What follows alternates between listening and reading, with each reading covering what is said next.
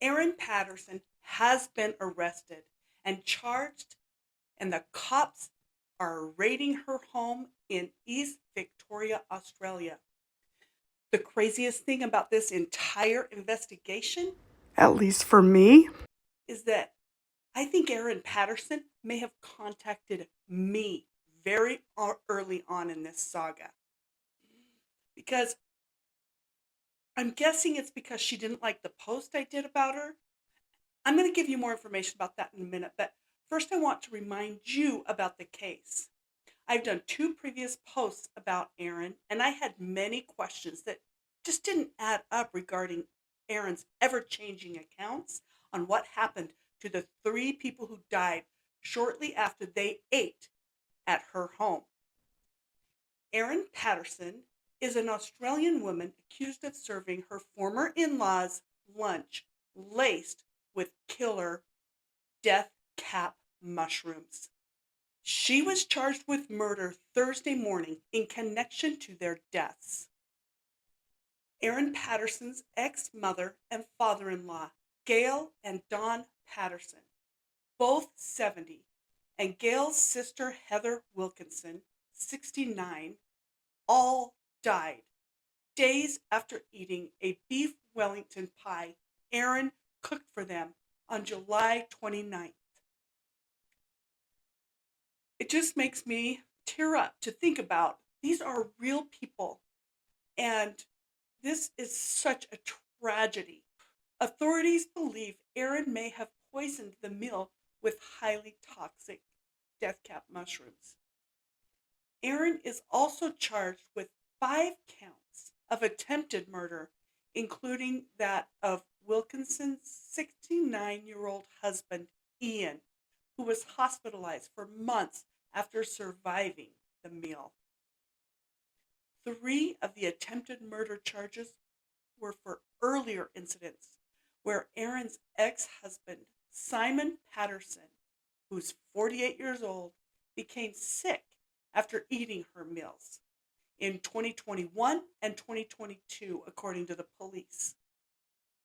Erin Patterson, she's 49 years old, was arrested at her home in Leongatha more than 3 months after several of her husband's family members fell ill and died. Patterson's ex-husband, who was supposed to join his family for this terrible lunch that she did, skipped it at the last minute, and he is the one who has accused her of poisoning his relatives. She faces up to 25 years in prison if she's convicted of these charges. Her ex-husband, Simon, who was supposed to join this family for the July lunch, but he skipped it at the last minute, according to him. Although Erin's account of him missing the luncheon, it doesn't line up with what Simon is saying. Over the past 3 months, her stories have evolved and changed, but initially Erin claimed that they had agreed that he wouldn't come long before. These are all provable facts that I'm sure will be coming out during the trial. Since Erin's arrest earlier this morning, she's gone through hours of questioning already. And I've wondered how different her story is now compared to the other times the cops have questioned her. She's very quick to change her story as new evidence is brought forward. While she was being questioned, investigators searched her home along with technology detector dogs, which are trained to sniff out hard drives and other materials. Here's my question. When the police start combing through the hard drives, will they find the message that I personally received 3 months ago from someone claiming to be Sarah Berry? And this Sarah Berry, will it actually be on her device because it's actually Erin Patterson? Or is there a real Sarah Berry who went online 3 months ago to defend Erin Patterson? After my first post, this Sarah Berry, I keep doing quotes because I don't know for sure, She might be legitimate. I don't know. That's the question. That's the question I'm asking. But anyway, Sarah Berry sent a very long message to me giving me details of what allegedly happened during the luncheon. Let me show you a clip from my original post 3 months ago after I received the long message from Sarah Berry. I'm going to read this quote word for word. I'm in Australia. Latest news that isn't being told here. There was 6 people at the dinner. She, meaning Erin, ate the mushrooms also. She also became sick and presented twice to hospital. She was put on liver protective drugs. Her 2 children didn't like mushrooms, so she scraped the mushrooms off the beef Wellington for them. She bought dried mushrooms from a Chinese grocer 3 months earlier, and she bought some from a supermarket. She used both sorts of mushrooms in this dish. She didn't want to hurt her ex-in-laws or the other 2 people there. One survivor was pastor of their church who was there for mediation to try and reconcile her marriage, which she was trying to do, so there is no motive here. There is no proof that she was responsible for her ex-husband's illness months earlier. That could have been anything, and no toxicology was done. Toxicology is still waiting on those who ate the mushroom beef Wellington meal. There is yet no confirmation that the mushrooms were the cause. She also supplied the investigators with leftovers of the meal for toxicological study. Please give this poor woman a break until facts are available.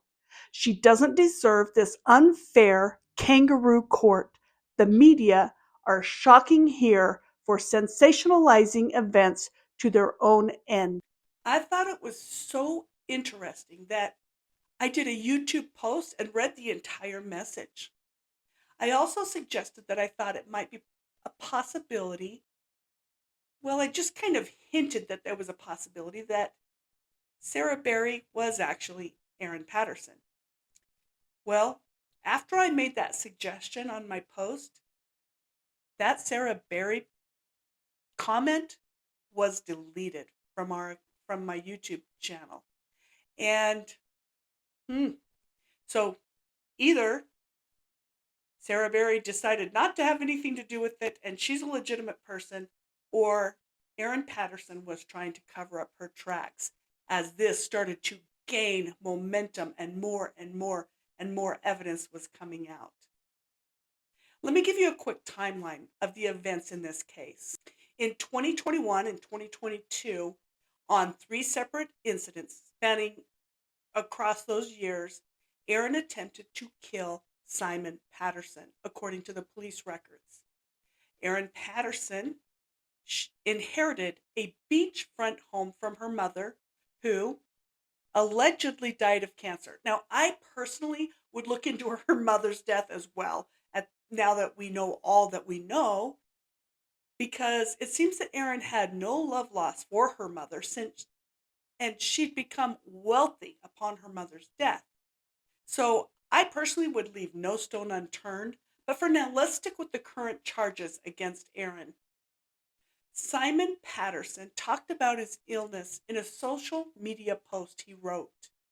I'm going to quote his post. I collapsed at home, then was in an induced coma for 16 days, through which I had 3 emergency operations, many on my small intestine, plus an additional planned operation. My family were asked to come and say goodbye to me twice, as I was not expected to live. I was in intensive care for 21 days. Now remember, Erin Patterson, by all accounts, is considered to be an intelligent person. If this is all true, and she was attempting to murder her ex, what was she thinking while the father of her children was going through this terrible time. Did she ever regret her actions? How about her children? Were they distraught over their father's illness? And did she ever change her mind and wish she hadn't put her ex through such torture and her children through the trauma from watching their father on death's door? Well, apparently not. There appears to be no remorse, since according to the charging documents, she attempted to poison him 2 more times. The deathcap mushroom luncheon would have been her fourth attempt on Simon's life. But according to Simon, he withdrew from the luncheon at the last minute because he didn't trust his ex-wife. I'm guessing that he had a suspicion, but he couldn't prove anything and had no idea she would poison his family in retaliation. I mean, you think about it.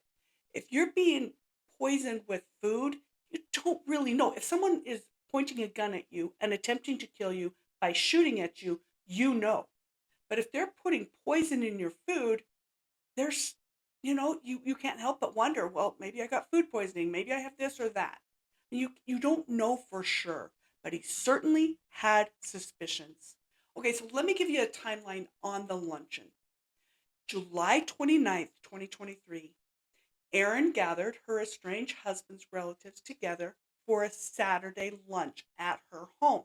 She invited her former in-laws, Don and Gail Patterson, plus Gail's sister, Heather Wilkinson, and her husband, Ian, to her home in Leongatha. It has been said that this luncheon was originally supposed to also have Simon Patterson, as I said earlier, and it was going to be a reconciliation discussion and healing for their marriage. Ian was a minister and was there to help. If I was personally going to guess what it was that Erin was up to, I would suggest that she does not consider herself the kind of person that someone trifles with. Is it possible that in Erin's mind, any slight hint of a person doing something to wrong her, they have to pay a very steep consequence? Here's an example. Erin was very frustrated with her husband, Simon, because he was not doing enough cleaning around the house. So this is back before they got divorced. She hired a maid to come in and clean, but hid this fact from Simon so he would assume she was doing the cleaning. Erin became more and more frustrated with herself feeling slighted by Simon's lack of cleaning. Whether or not there had been actual fights about the lack of cleaning is unclear, but Erin became more and more enraged. And eventually, this was part of what caused the breakup of their marriage. At this point, in my opinion, Erin felt like she held all the cards since she was the one with the large inheritance. So she didn't need a husband around messing up her new fancy house. The question is why she couldn't just let him go. This is a big mystery. It's almost as if she felt she needed him to suffer for crossing her. Imagine what would happen if you accidentally pulled out in front of her while driving. Would you have to pay a price for that? I mean, who knows what this lady is capable of? Is she the type of person who does not allow anyone to wrong her? Ever? Or is there more to this story? It's hard to imagine that these two older couples could have been so terrible that she felt they deserved to die. Even in her own words, they were kind and wonderful. Her mother-in-law was the mother she never had. She kind of references how she didn't get along with her own mother. Were these people poisoned to punish her ex-husband and cause him pain?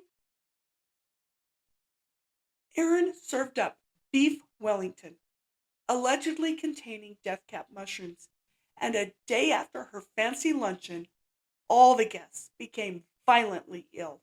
The thing with deathcap mushrooms, if they're consumed, it will wreak havoc on your body and attack your liver, and it leads to death.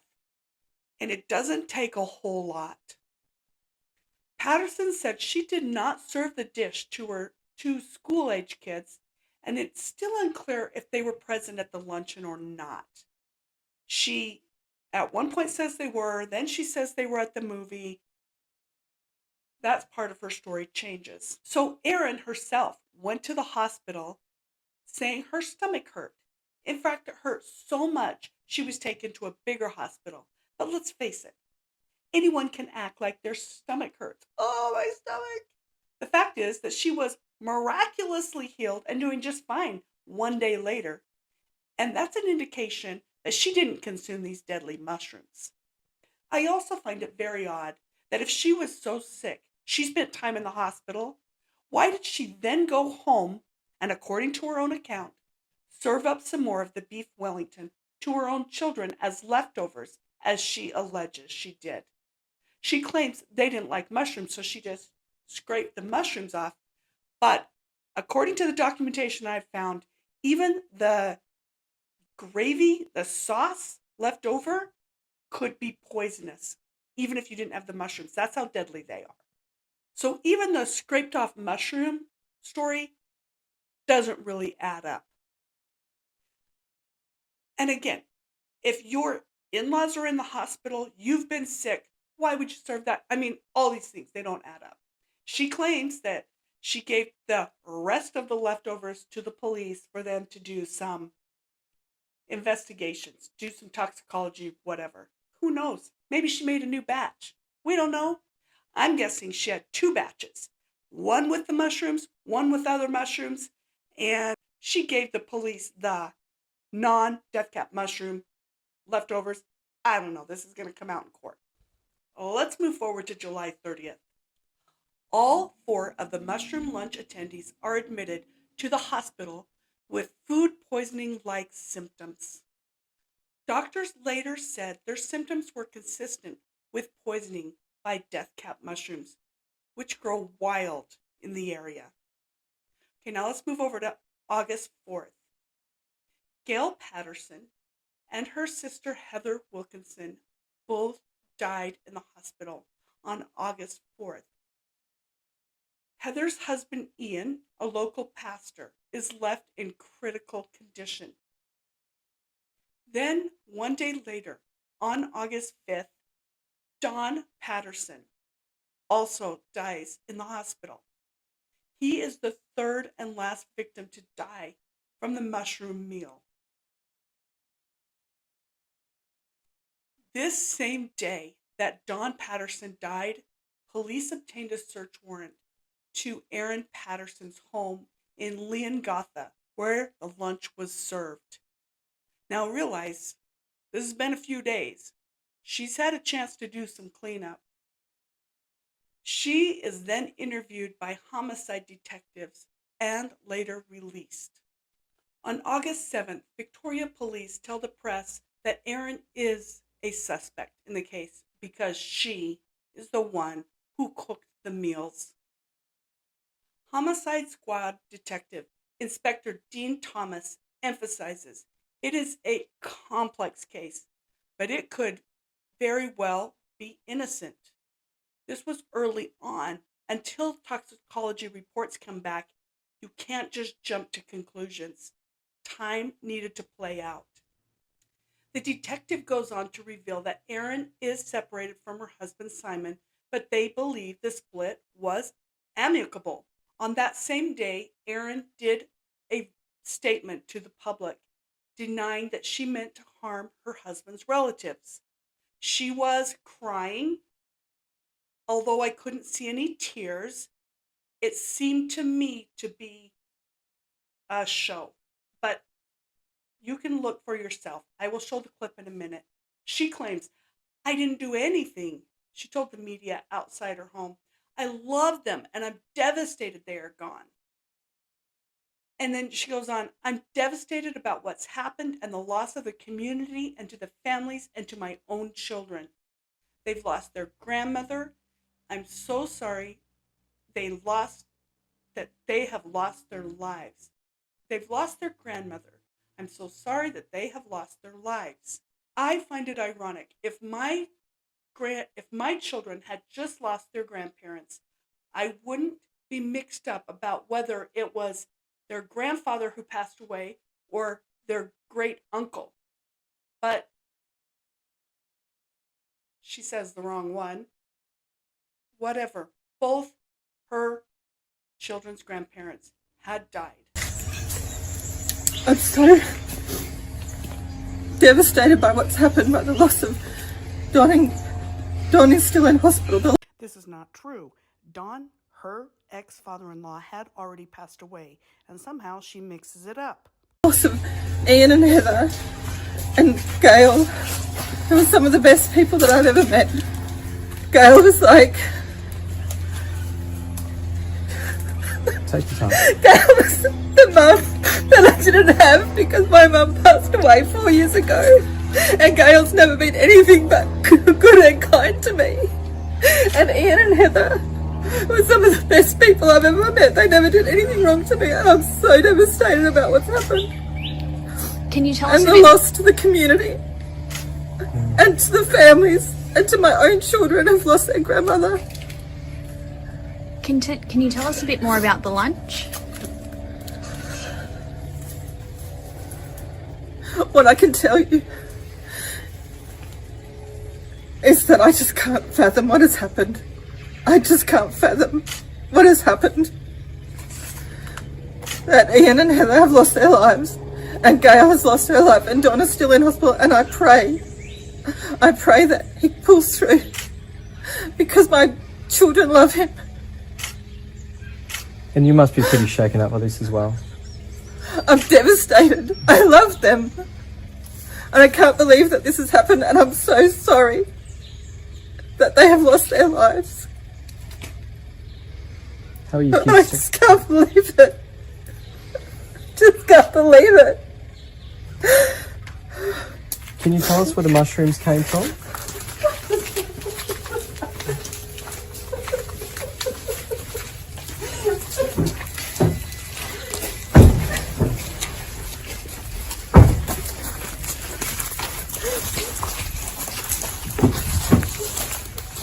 Were they picked from the property area? I just ask you to leave me alone now, please.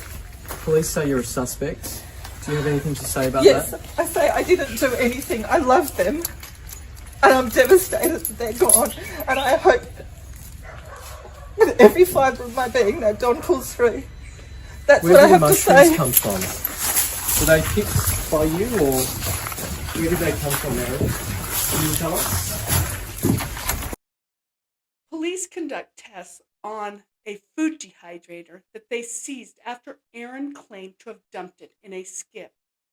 While in the hospital, Erin had mentioned the food dehydrator to her ex-husband Simon, and things started going off in his mind. He told the police, and they started to look into it. Outside her house, Patterson tells reporters she's going to the house. She's not happy.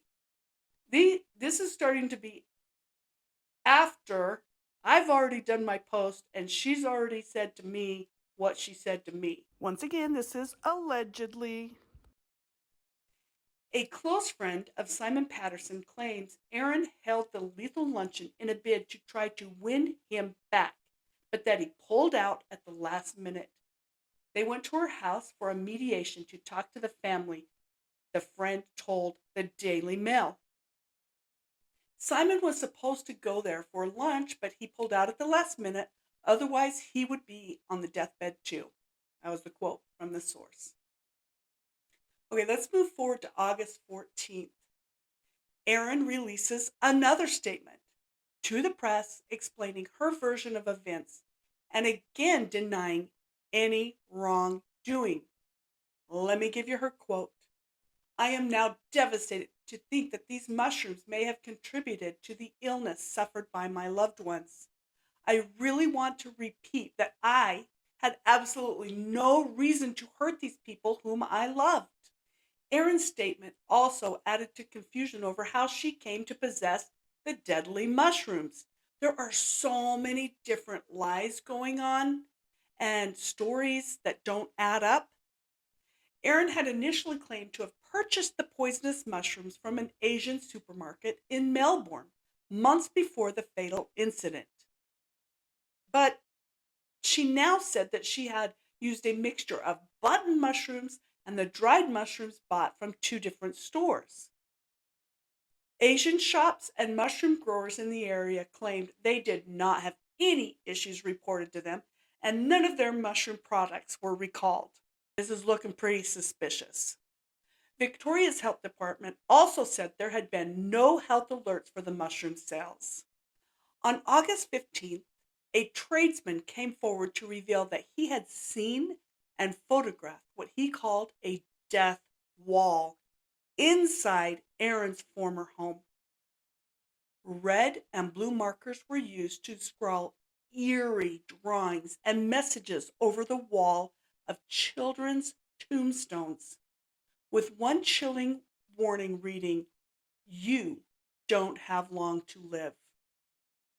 The same day, a neighbor of Patterson's claimed that Erin was an experienced forager who regularly picked her own mushrooms in the local area. And we do know that deathcap mushrooms do grow in that area.